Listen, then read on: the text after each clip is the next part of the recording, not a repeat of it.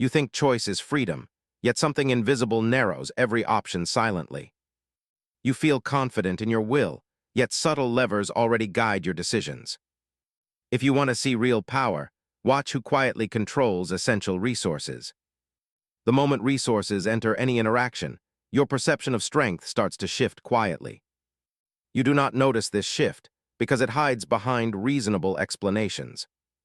You tell yourself it is only support, generosity, or practicality, nothing more. Yet inside your mind, a map of power is forming without your permission. That map is not based on kindness, it is based on control. When someone controls resources, your brain marks them as important, safe, and dominant. Resource control is not only about wealth, it is about access and permission. Who can approve, who can deny, who can interrupt a flow when displeased? You rarely question this, because the structure feels normal and socially acceptable. You think you are choosing people, but often you are choosing access. This is why financial influence becomes a silent language of power and status. It shapes who looks strong, who feels secure, and who appears replaceable. Machiavelli once said, "If someone controls what others need, they rarely need loud commands." People will calculate around those silent conditions, trying not to disturb the source. This is the first hidden layer of financial psychology. You obey the frame. You do not obey because of direct threats. You obey because of invisible dependence. You sense that upsetting the provider might close doors you cannot reopen easily. So your tone softens, your opinions bend, your reactions become more cautious than before. The mind does not like uncertainty. It clings to stable providers of comfort and relief. Anyone who regularly solves a financial problem becomes coded in your mind as security. You feel safer near them, so you accept their views with less resistance. You think you are simply being reasonable, yet your fear of losing support speaks. This is how resource control quietly shapes your perception of intelligence and authority. You start believing that the person who funds solutions must also understand all answers. Albert Bandura once said, "If a behavior brings reward, it gets repeated without much question." The same principle applies here. You adapt more to those who control reward channels.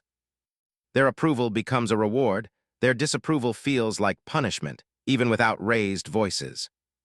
Over time, your nervous system links their presence with stability and absence with risk. You tolerate what you once disliked, only to preserve the flow of resources. You call this adjustment maturity, but sometimes it is only conditioned obedience. Financial influence also reveals motives hidden beneath polite behavior, if you know where to look. Watch how often warmth appears only when resources are being offered or discussed. Notice when someone becomes distant the moment they cannot control the next decision.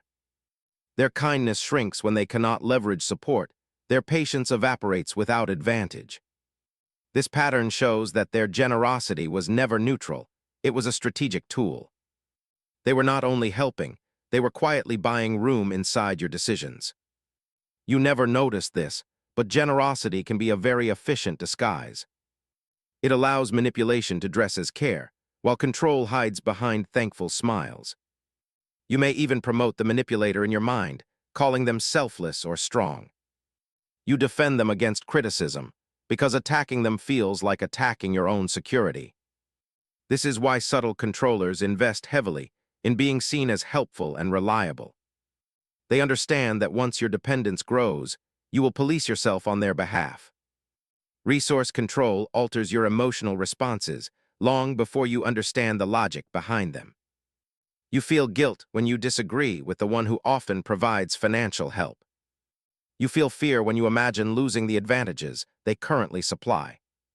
You feel shame when you cannot match their level of influence or support. These emotions are not random. They are the side effects of unequal resource leverage. You begin to confuse gratitude with obligation and respect with quiet submission. Notice how your language changes around such people, even without conscious planning. You avoid direct confrontation, you pick softer words, you hide certain frustrations. Your inner voice says, "Do not risk discomfort, do not disturb what protects you." The manipulator reads these signals clearly. They see your reluctance as usable information. They learn which pressures you avoid, which sacrifices you accept without loud protest. Every small adjustment teaches them how to maintain control without appearing forceful or cruel. Financial psychology also shapes group perception, not only individual reactions. When one person consistently funds solutions, many minds start orbiting their influence. Others imitate your softened tone. Your deference becomes the group default over time. Eventually, questioning the resource holder feels like breaking an unspoken sacred rule. No one announced this rule, yet everyone senses its weight during difficult moments. This is how a quiet financial center becomes a psychological throne inside any environment. A skilled manipulator will present this power as responsibility, not as control. They will say they are only stepping in because no one else can. They will emphasize sacrifice, effort, and risk to justify their central position. You accept this explanation because the alternative feels dangerous and unstable. You prefer a predictable controller over a chaotic unknown, so you surrender choices. You call it stability, but it is often just a polished form of dependency. To escape this invisible net, you must first map the flows. Trace where support truly comes from, and what emotions follow each transfer. Do you feel relaxed or secretly tense when receiving specific help? Does their assistance expand your options or quietly narrow what feels possible? When you repay them, do you feel equal or permanently behind? Your answers expose whether you are in partnership or in psychological debt. Financial psychology is not only about amounts, it is about direction and timing. Who gives only during crisis? Who gives only when others are watching? Who reminds you of their support repeatedly, keeping your gratitude permanently activated? And who helps once, then disappears from the spotlight, allowing your strength to grow? The more you observe these patterns, the clearer hidden power dynamics become around you. Yet one question remains: what if the greatest danger is comfort itself? Now ask yourself a difficult question, one you usually avoid. When you feel safe because someone funds your comfort, who truly owns your decisions? You think your mind measures fairness, yet it measures who controls outcomes quietly. You believe you react to situations, yet you react to whoever holds the essential key. If you want to understand hidden dominance, watch how dependence rewrites your emotions. The architecture of resource influence does not begin with money, it begins with perception. Your mind creates categories without telling you, placing some people above silent internal lines. Anyone linked with access, opportunity, or stability enters a privileged psychological zone. This zone protects them from your anger, your boundaries, and your truth. You call this respect, but often it is the fear of losing controlled comfort. You start praising their wisdom, even when their decisions lack clarity or fairness. Machiavelli once said, "If power is subtle, people defend it as if it protects them." This is the core of quiet control. You guard the one who shapes your security. You do not even realize you are doing it. Your conditioning looks like loyalty. Your nervous system links their presence with reduced stress, so you avoid opposing them. You convince yourself you agree with their opinions, but often you only agree with their leverage. When resource control enters your world, neutrality breaks silently. Your mind begins ranking voices based on perceived influence, not actual value. You start noticing who can interrupt a process and who must obey it. This observation reshapes your communication. Your tone softens around certain individuals. You listen more carefully to those who could open or close an opportunity. This selective attention is not weakness, it is the biology of survival. The manipulator understands this psychology perfectly, even without formal knowledge. They test you through small interruptions of support, watching how quickly you adjust. A delayed approval, a postponed offer, a subtle reminder of what they provide. Each delay increases your emotional attachment to their control. You feel nervous, not because you lack logic, but because you fear instability. You start correcting your behavior before they even express dissatisfaction. Your dependence does not need to be large, it only needs to be consistent. A repeated benefit becomes a psychological anchor, your thinking wraps around it. You evaluate risks based on whether that anchor remains available. You tolerate discomfort to protect the giver, even when the pattern drains your energy. This is how the mind creates an internal hierarchy built on resource flow. You begin believing that the controller deserves influence simply because they hold the means. Albert Bandura once said, "If a source consistently supplies reward, behavior forms around that source." This is why resource controllers rarely need to request loyalty openly. Your conditioned gratitude does the work for them, preserving their authority. You protect them without direct instruction, because losing them feels like losing stability. Your emotional system chooses predictability over authenticity. You call it respect, but inside it is calculated survival. Resource psychology also exposes another hidden truth. Influence changes your moral thresholds. You forgive those with leverage faster. You excuse their flaws instantly. Your sense of injustice shrinks when comfort depends on their presence. You suppress your real reactions, not because you trust them, but because you fear imbalance. Your silence becomes a behavioral currency, traded for ongoing support. This silent transaction becomes your new normal without conscious approval. The manipulator expands their influence through timing, not force. They offer support at moments when you feel overwhelmed or uncertain. Your mind links them with relief, making disagreement emotionally expensive. You avoid questioning them because you anticipate discomfort if tension rises. You start predicting their preferences before making choices. Your decisions become filtered through their imagined reactions. The subtle controller also understands another pattern: scarcity amplifies dependence. When resources are difficult to obtain elsewhere, their influence becomes even stronger. You overvalue their contribution because alternatives feel risky or exhausting. This scarcity effect quiets your critical thinking and increases your emotional compliance. You underplay their mistakes to maintain the illusion of stability. Your rational mind becomes secondary to your need for psychological safety. The most powerful form of control is not created through pressure, it is created through expectation. The controller trains you to expect their support, then uses that expectation to mold your behavior. A small withdrawal suddenly feels severe, even if the actual loss is minor. Your fear response activates faster, your decisions shrink, your voice softens. You become loyal not by choice, but by conditioning created over time. This conditioning is stronger than visible authority because it feels self-generated. You have seen this dynamic before, yet you never recognized its structure. The person who pays for solutions gains more influence than the one who solves them.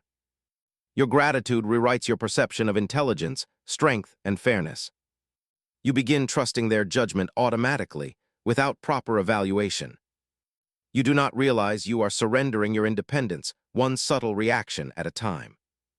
This is how resource control becomes a silent architect of your belief system. But there is another layer, even deeper, even more concealed. Resource influence not only shapes how you think, but how you interpret yourself. You start believing you cannot navigate life without their support. This internal belief is the manipulator's true victory, a psychological lock without visible chains. Once this belief forms, dependence becomes identity, not situation. An identity is far harder to break than habit. Now ask yourself one question silently, the kind that shakes illusions. If support stopped today, would your confidence collapse with it? You think you judge people by intent, yet you judge them by what they control. You believe your confidence comes from inner stability, yet it reacts to external leverage. If you want to see the deepest manipulation, observe how resource flow rewrites self-worth. Resource psychology does not begin with influence over others. It begins with influence over you. Your mind creates silent rules the moment someone provides repeated financial relief. You start believing that their presence equals safety, and their absence equals threat. This belief forms quietly, without dramatic events or visible pressure. It grows inside your emotional system, not inside your logic. You accept their dominance because it feels less dangerous than independence. Machiavelli once said, If dependence shapes loyalty, no force is required to maintain control.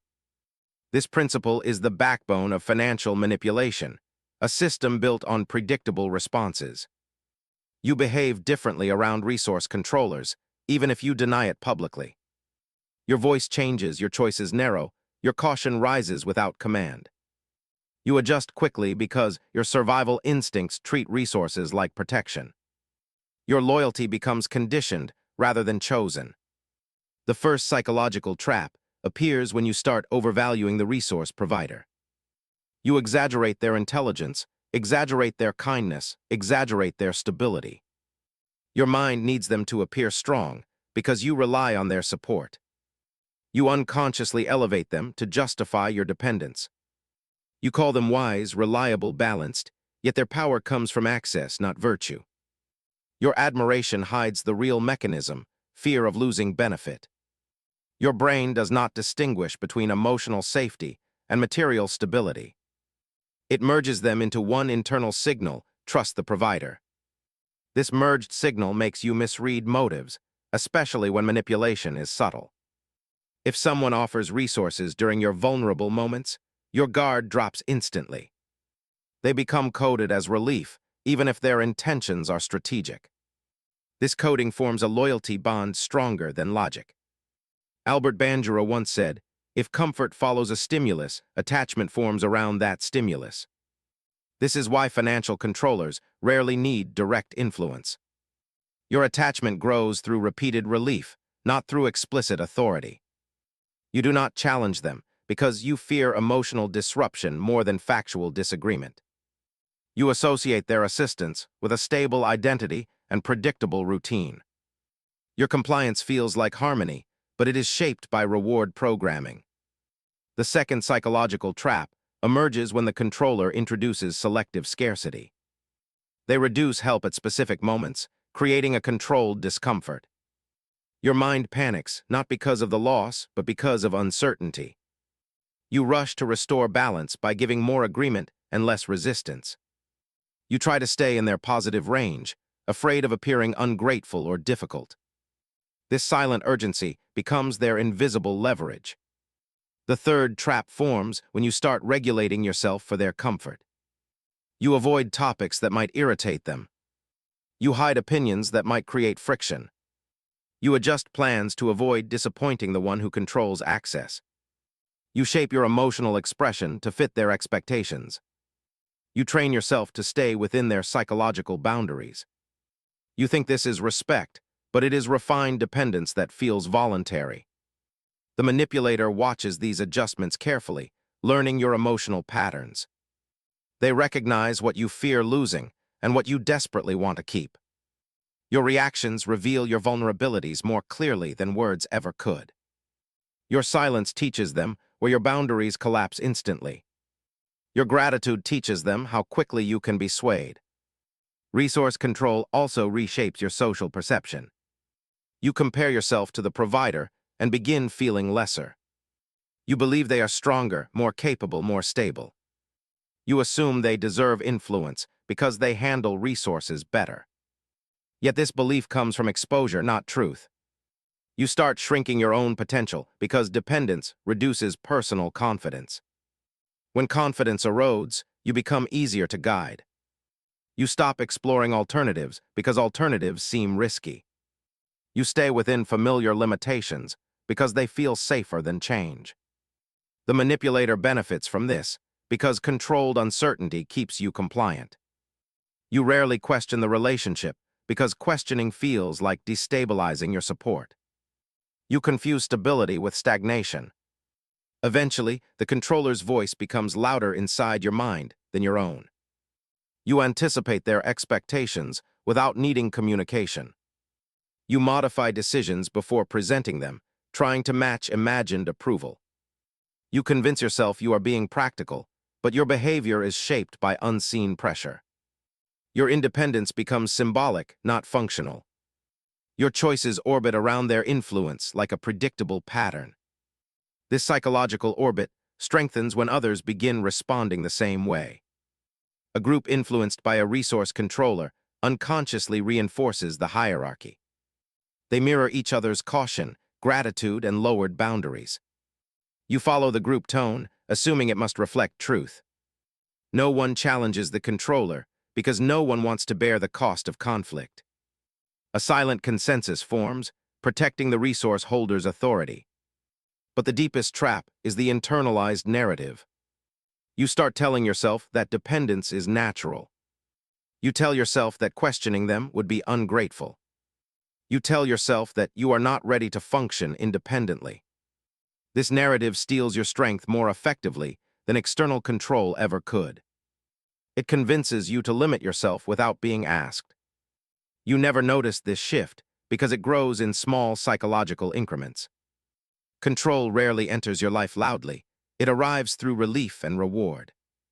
The one who eases your discomfort becomes the one who shapes your identity. You begin forgetting how you acted before the influence started. Your decisions feel like your own, but they follow someone else's framework.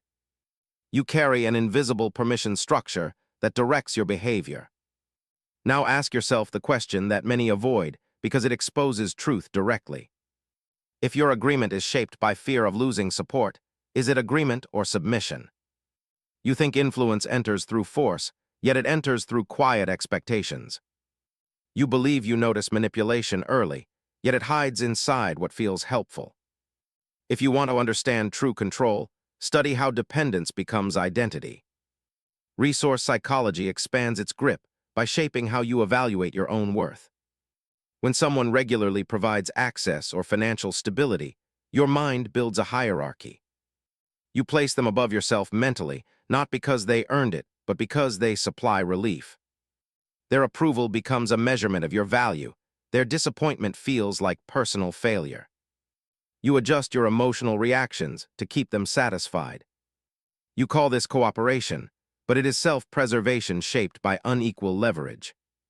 Machiavelli once said, "If control is accepted willingly, no ruler needs visible chains." This is the essence of silent resource influence. You surrender without realizing the moment it began. You justify their dominance as wisdom, even when their choices lack fairness. You rely on their direction because you fear the consequences of misalignment. Their presence becomes a mental anchor, and your independence becomes a distant memory. This transition is subtle, but it rewires the foundation of your self-perception. Your mind begins relying on the resource provider to validate your decisions. If they approve, you feel capable. If they hesitate, you feel uncertain. If they withdraw slightly, your internal stability collapses. This reaction does not come from logic, it comes from conditioned dependence. Your confidence becomes conditional instead of internal. Albert Bandura once said, "If external reinforcement shapes confidence, autonomy weakens silently." This is why resource controllers hold psychological power far beyond material value. They shape your sense of strength by controlling the reward pattern. They praise you selectively to keep you attached. They withdraw appreciation to keep you aware of the imbalance. You do not see this pattern because it grows beneath conscious awareness. Resource influence also redefines your emotional thresholds. You tolerate unfairness you would never accept from a neutral person. You excuse behavior that would normally trigger resistance. You downplay red flags because losing support feels more dangerous than facing truth. Your emotional boundaries soften around those who control benefit channels. Your mental clarity becomes fogged by fear of disruption. The manipulator deepens control by offering unpredictable generosity. You receive unexpected help at moments when your stress is highest. Your relief response strengthens the bond, increasing your emotional reliance. You associate their presence with rescue, even if the crisis could be solved without them. This creates a psychological illusion, the belief that you function only because they exist. You begin to undervalue your own resilience. The controller also uses delayed generosity as a psychological tool. They provide support, but only after observing how much distress you reveal. The longer you wait, the more grateful you feel when relief finally arrives. Your mind interprets their delay as sacrifice rather than strategy. You thank them excessively, reinforcing their dominance. Your gratitude becomes a behavioral leash you tighten on yourself. The next layer of influence forms through emotional contrast. The controller creates scenarios where their presence feels like the only source of calm. They allow minor instability, then offer quick solutions. Your mind marks them as essential, not optional. You look to them before making decisions, fearing emotional consequences. Your autonomy dissolves into anticipation of their reactions. You think this is loyalty, but it is psychological conditioning. The manipulator shapes your world, so their absence feels dangerous. They do not need to demand loyalty. Your fear supplies it willingly. You silence your doubts to keep the relationship stable. You praise their help more than necessary to avoid tension. You abandon personal ambitions that might disrupt the balance of dependence. Resource influence also manipulates your perception of responsibility. You start believing you owe them more than you can ever repay. This belief forms a cycle of guilt, making you overly compliant. You abandon your own needs to maintain the emotional equilibrium. You justify their control because you fear appearing ungrateful. You measure your worth by how well you please them. Your world becomes divided into two psychological zones. A safe zone created by the controller's approval. A risk zone created by their potential disappointment. All your choices start aligning with the safe zone. You avoid conflict, innovation, and independence because these might trigger disapproval. You begin living your life inside a shrinking emotional territory. Eventually, you adopt the controller's narrative as your own. You believe you need guidance. You believe you cannot navigate challenges alone. You believe your success depends on external support. None of these beliefs existed before dependency formed. They were installed through repeated emotional reinforcement. You never realized how deep the pattern runs because it operates quietly. Resource control does not change your world suddenly, it changes it gradually. A small shift in emotion, a small shift in expectation, a small shift in confidence. Each shift accumulates until your identity bends around the controller's influence. You feel stable, but only within boundaries they allow. Your independence fades behind the illusion of comfort. Now ask yourself a question that most avoid because the answer reveals hidden control. If you lost their approval tomorrow, would you still trust your own judgment? You think your choices reflect inner strength, yet they often reflect conditioned safety.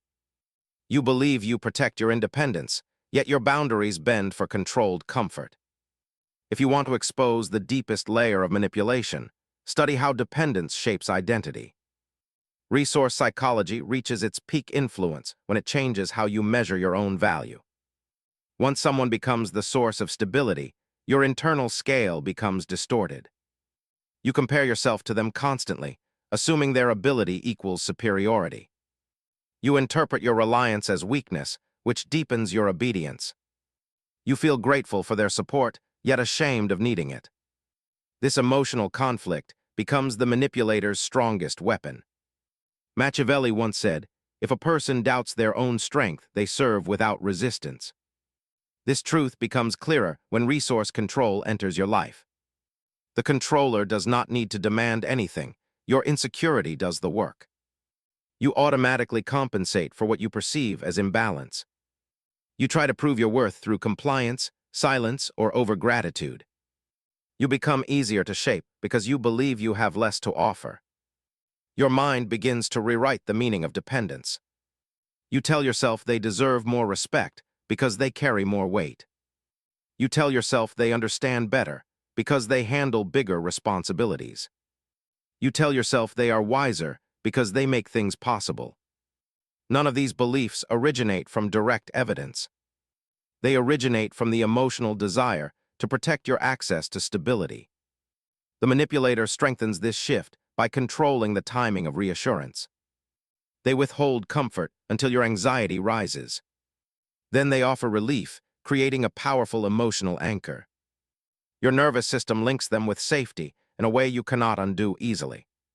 You begin fearing their displeasure because it feels like losing equilibrium. Your reactions become shaped by this invisible threat. Albert Bandura once said, "If external stability replaces internal agency, self-efficacy collapses."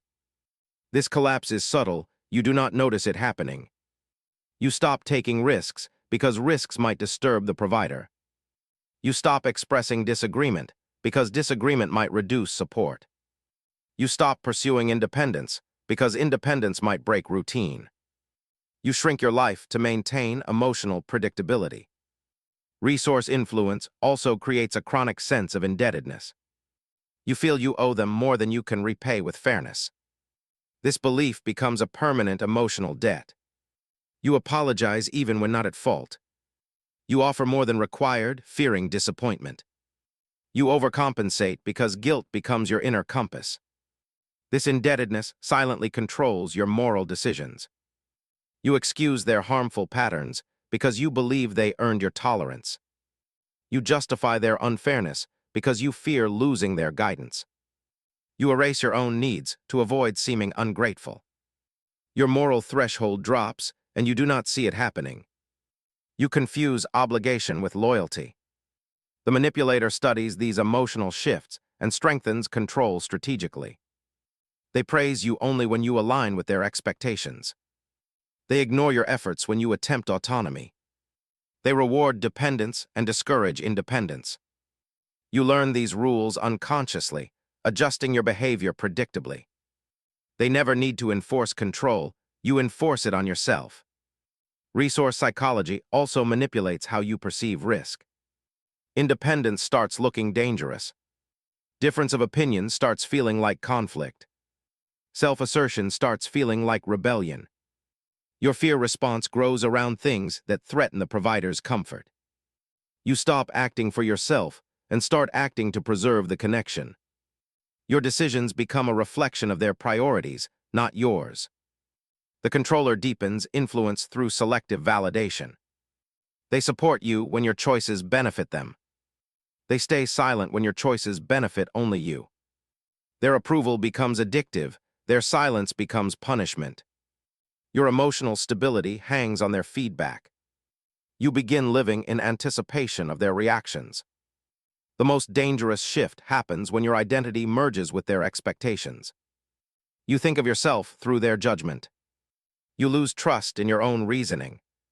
You stop believing in your potential without their involvement. Your internal voice weakens until it becomes barely recognizable. The manipulator's influence becomes the louder narrative in your mind. This is how resource control evolves from external influence to internal authority. It starts by offering comfort. It grows by shaping perception. It strengthens by altering confidence. And it completes by rewriting self-identity. Once identity bends, breaking free becomes psychologically costly. You never notice the transformation because every step felt helpful or reasonable. This is why resource control is the quietest and most effective form of psychological dominance. It changes you without demanding change. It guides you without issuing commands. It shapes you without appearing to control. You surrender not because you must, but because you have been conditioned to believe you cannot stand alone. Now ask yourself the question most people avoid because it reveals the deepest truth. If your identity depends on a provider, who does your future truly belong to? You think you understand your future, yet it follows the authority you internalized. You believe you make independent choices, yet each one bends toward familiar safety. If you want to break silent control, you must first see the structure surrounding your mind. Resource psychology reaches its final stage when the manipulator no longer needs to act. Their influence continues even when they are absent.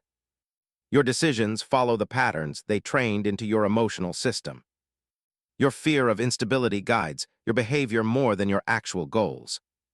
You avoid risks that might interrupt the flow of comfort. You remain loyal to a structure that no longer needs active reinforcement. Machiavelli once said, "If control remains after the ruler steps back, the system is complete." This is exactly how silent resource dominance works. The controller does not need constant involvement. Your conditioned mind maintains the hierarchy. You weigh your words through a filter shaped by dependence. You measure your ambitions against imagined reactions. You delay your desires because your identity still orbits their influence. The deepest illusion appears here, the belief that your decisions are free.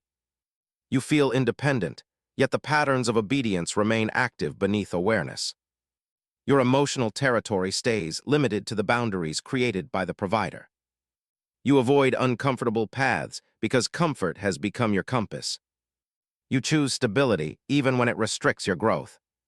You confuse predictability with peace. Albert Bandura once said, "If belief in personal capability is weakened, choices shrink silently." This shrinking becomes the final symptom of resource-based manipulation. You dream smaller because bigger dreams require autonomy. You speak softer because strong expression requires confidence. You settle quickly because negotiation requires internal authority. Your world becomes narrow, yet you call it practical. The manipulator's real victory is not your gratitude or loyalty. Their victory is your self-limitation. When you believe you cannot function without them, they no longer need to guide you. You guide yourself according to the system they created. Your mind becomes the guardian of their influence. Your fear becomes the defender of their power. But here lies the hidden truth most never discover. Resource control is powerful only when unexamined. Once you understand the pattern, the illusion weakens. Dependence loses its psychological weight. Approval loses its emotional grip. The hierarchy built inside your thoughts begins to dissolve. The first step is recognizing the internal script you have been repeating. You believed you were less capable because stability came from someone else. You believed disagreement would cause collapse because comfort was externally supplied. You believed your worth depended on the controller's judgment. None of these beliefs were truths, they were adaptations built from fear. The moment you identify them, they lose authority. Resource psychology also reveals a counterintuitive insight. The controller depends on your belief far more than you depend on their resources. If you withdraw the belief, their influence loses structure. If you detach your identity from their approval, their leverage weakens instantly. If you stop measuring yourself through their lens, the entire system collapses. The power they held was never in the resources, it was in your perception of them. Breaking free does not require confrontation, it requires clarity. Clarity disrupts emotional conditioning. Clarity restores internal boundaries. Clarity reveals where your fear was trained, not born. Clarity returns your voice to its original strength. You begin making choices without filtering them through imagined expectations. As your internal authority returns, the hierarchy shifts silently. You no longer feel guilty for independence. You no longer feel obligated to shrink yourself. You no longer translate gratitude into obedience. You recognize your own capacity to create stability. You understand that support does not equal ownership. And here is the final reveal, the truth behind all resource-based manipulation. Control ends the moment you stop negotiating your worth through someone else's power. The moment you trust your own capability, the influence collapses. The moment you stop fearing loss, dependence dissolves. The moment you see the system clearly, the system loses all psychological strength. You step out of the cage the moment you stop believing it keeps you safe. Now ask yourself the final question, the question that determines your next reality. If you reclaim your worth today, who can control you tomorrow?